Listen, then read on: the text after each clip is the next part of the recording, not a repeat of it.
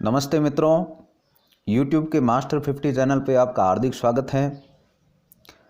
कल हमने पर्यावरण अध्ययन के पाठ्यक्रम की चर्चा की थी और जैसा कि मैंने बताया था कि मैं संपूर्ण रीट लेवल फर्स्ट का सिलेबस करवाऊंगा। क्रमानुसार हम पूरा पाठ्यक्रम करेंगे।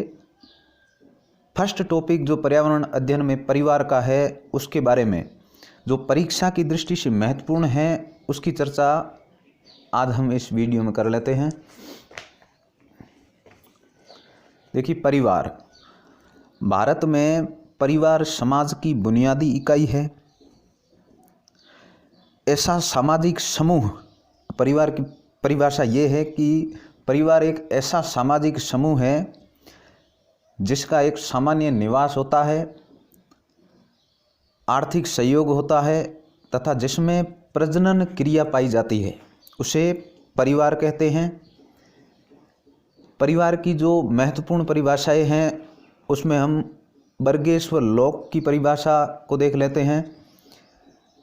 बर्गेस एवं लॉक के अनुसार परिवार व्यक्तियों का एक ऐसा समूह है जो विवाह, रक्त या दत्तक बंधनों में संगठित है, जिसमें एक सामान्य संस्कृति का सृजन एवं पोषण कर पति पत्नी, माता पिता, पुत्र पुत्री अंतर्निहित क्रियाएं करते हुए एक साधारण गृहस्थी की रचना करते हैं।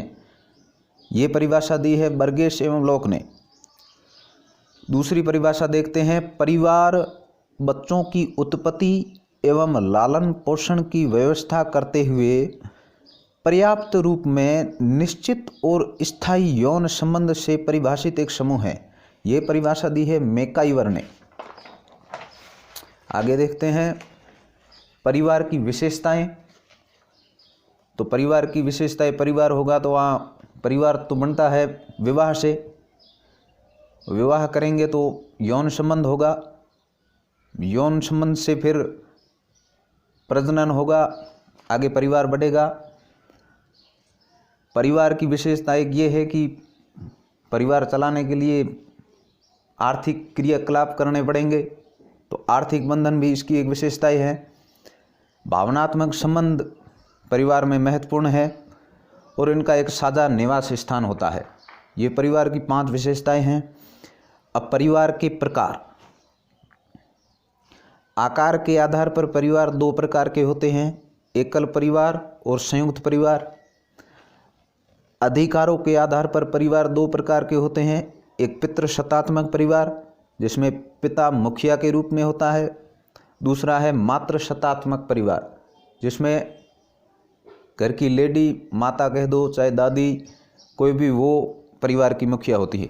अब भारत में परिवार का अर्थ संयुक्त परिवार है, यह कथन के.एम. कापड़िया का है। संयुक्त परिवार को भारत की आदि परंपरा कहा है मैक्स मुलर ने। ये फैक्ट आपको याद रखने हैं। एकल परिवार में बच्चों में जो गुण विकसित होते हैं, गुण कहो, एकल परिवार से कुछ अवगुण भी विकसित हो जाते हैं। आज हम गुणों की चर्चा करते हैं। एकल परिवार से एकाकीपन,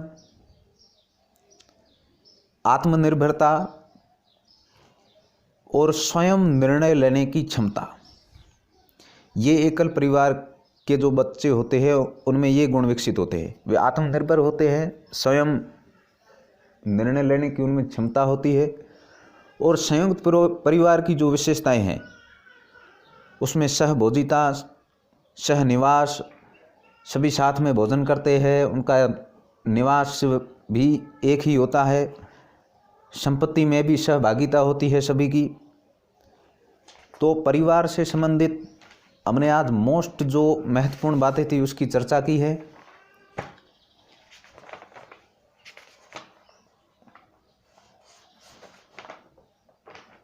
और हाँ, इससे ज़्यादा बार कुछ है नहीं, महत्वपूर्ण जो चीज़ें थी वो हमने देख ली है। कल हम बाल श्रम जो सामाजिक बुराई या दूसरा टॉपिक है उसके बारे में चर्चा करेंगे। धन्यवाद।